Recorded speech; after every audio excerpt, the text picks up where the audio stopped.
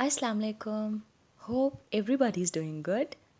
Buttoning and unbuttoning is quite challenging, specifically for the exceptional needs kids.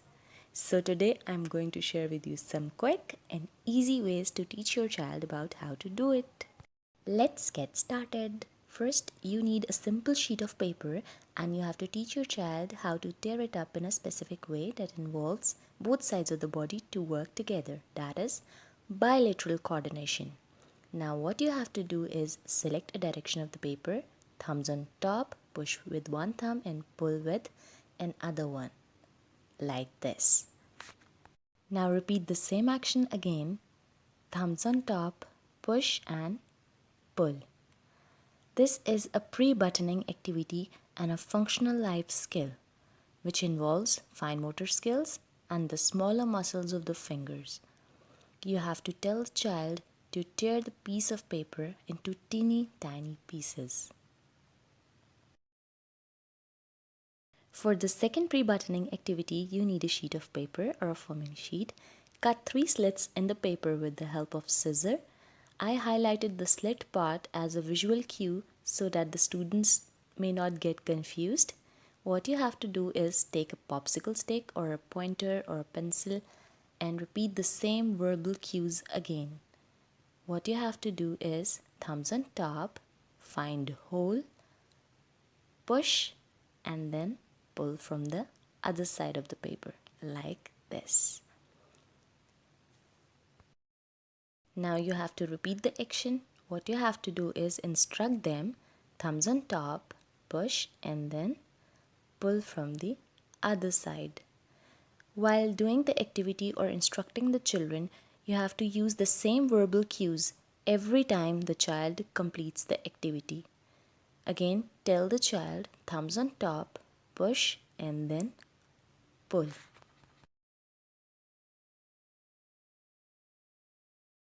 This is a button sandwich. It's very easy to make. I made it by myself with the help of foaming sheets. I cutted them in square shape. I sew it with the help of a thread and button on the top. You can easily get it on a stationery shop with the name Button Practice or Button Board.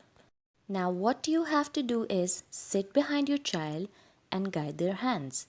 Again use the same verbal cues, thumbs on top, find hole, push and then pull. It's all done.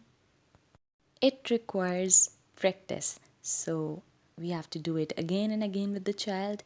Now use the same verbal cue again. You have to instruct the child to pull the paper from other side with the thumbs on top, find hole, push and then pull.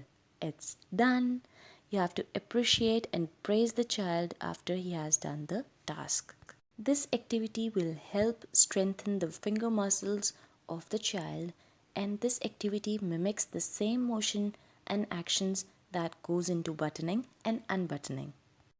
The most important thing here is we have to teach the child how to unbutton first before we teach them how to button, because unbuttoning is quite easier than buttoning.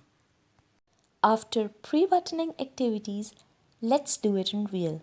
What you have to choose is choose a shirt whose buttons color is differentiated from the color of the shirt.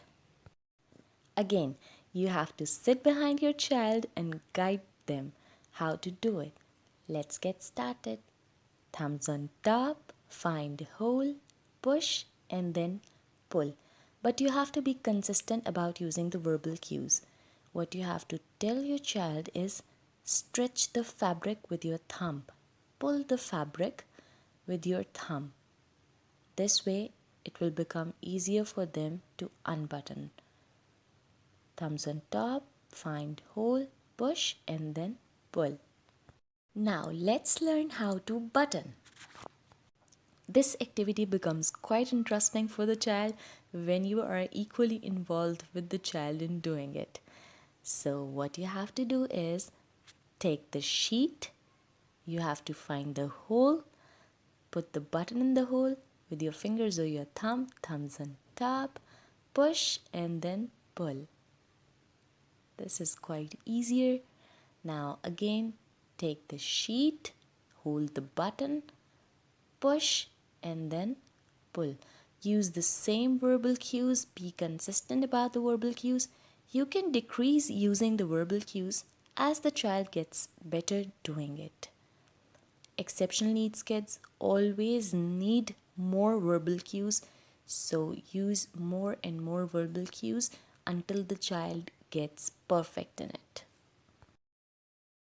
The real life demonstration is very important for the exceptional needs kids when we learn a functional life skill. So we are performing it on a shirt of a child.